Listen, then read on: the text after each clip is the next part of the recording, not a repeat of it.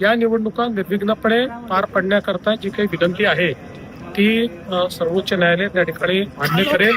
आजही बोलताना सर्वोच्च न्यायालयाने ओबीसी आरक्षणाबद्दल अतिशय सकारात्मक टिप्पणी त्या ठिकाणी केलेली आहे. इतकंच नाही तर जो काही जुना निर्णय आहे त्या निर्णयाचं मोठ्या बेंचने पुनरावलोकन केलं पाहिजे अशा प्रकारची टिप्पणी त्या ठिकाणी केलेली आहे. त्यामुळे मला आज तरी अशी अपेक्षा आहे की या निवडणुका निर्विघ्नपणे पार पडतील. पण अर्थातच शेवटी हा निर्णय सर्वोच्च न्यायालयाला घ्यायचा आहे. त्यामुळे त्या संदर्भात यापेक्षा जास्त आपण बोलू शकणार नाही. सर, राज्य सरकारने यापूर्वी काय भूमिका घेतली होती आणि भविष्यात आता याबद्दल काय बदल होणार? राज्य सरकारने प्रत्येक वेळी हीच भूमिका घेतलेली आहे की संपूर्ण ओबीसी आरक्षणासहितच निवडणुका झाल्या पाहिजेत. आपल्याला माहिती आहे की उद्धवजींचं सरकार असताना त्या ठिकाणी त्यांनी तो निर्णय घेतला होता आणि ओबीसी आरक्षण बऱ्याच ठिकाणचं जवळपास संपलं होतं.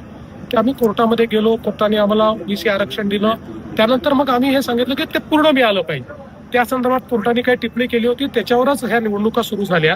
पण नंतर काही लोक पुन्हा कंटेम्प्टमध्ये गेले आणि त्यांनी सांगितलं की नाही, यापूर्वी एक कोर्टाचं जजमेंट आहे कृष्णमूर्तीचं, त्याचा कुठेतरी भंग होतोय आणि म्हणून ही केस सुरू झालेली.